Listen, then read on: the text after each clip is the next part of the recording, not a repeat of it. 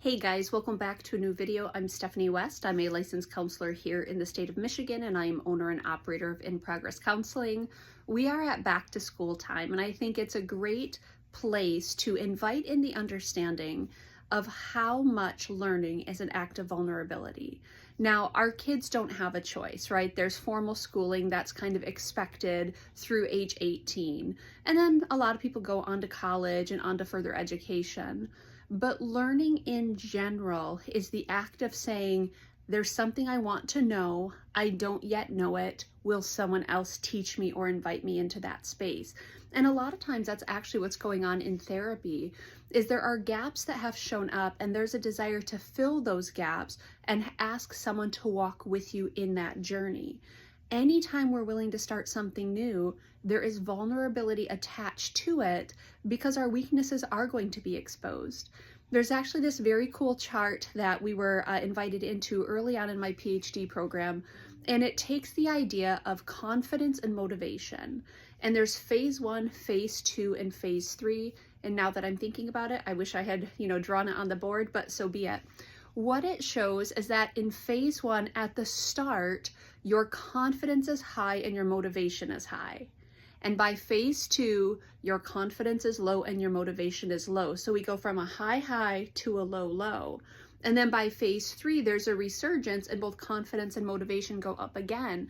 And so the question is why? Well, when we start something, there's this bravado, this excitement, this can-do attitude. But the more we learn, typically, the more we understand how little we actually know.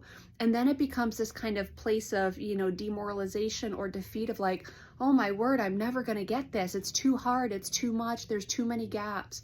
But perseverance will allow that uptick both in confidence and in motivation as we kind of slog through the next steps. And again, the vulnerability of not knowing something. It is such a beautiful thing to ponder. Are we teachable? Are we willing to learn? Are we willing to be new at something? Are we willing to be beginners? A couple months ago, it was actually at the start of this last calendar year, I have a client that I've walked with for a couple years at this point, and they're kind of in their mid to late 40s, and they came to me in March and they said, hey, I started a new skill over at the start of the year. I started doing watercolor paintings. And so several months later, they gave me this painting and they said, this is the first one that I've been brave enough to kind of have satisfaction in and want to gift to someone, and I want you to have it. And so it's hanging in my office here. And I thought that was so beautiful that someone in, going toward the end of their 4th decade in life, about to start their 5th decade, said, ooh, this was scary and I tried something new and it took me a couple months, but I'm willing to invite you into this new skill that I've been developing. That's what vulnerability looks like. Vulnerability says, I don't know all of the things and I'm going to be brave enough to learn. And sometimes I'm going to be extra brave and invite someone into my lack of learning, or my lack of knowing rather, and ask them to walk with me.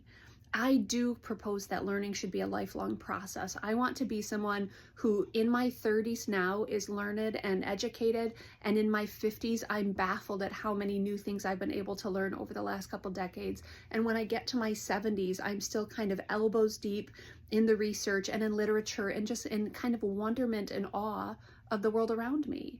But there's a lot of vulnerability tied into that, because to be a learner, I have to acknowledge that there's things that I don't know. I have to allow other people to come alongside of me and invite me into things, and there's some bravery in that. So as we start this new school year, remember our students don't have much of a choice, but we do get to decide if we're going to commit to being lifelong learners. It's something to ponder. Is that what you want to do?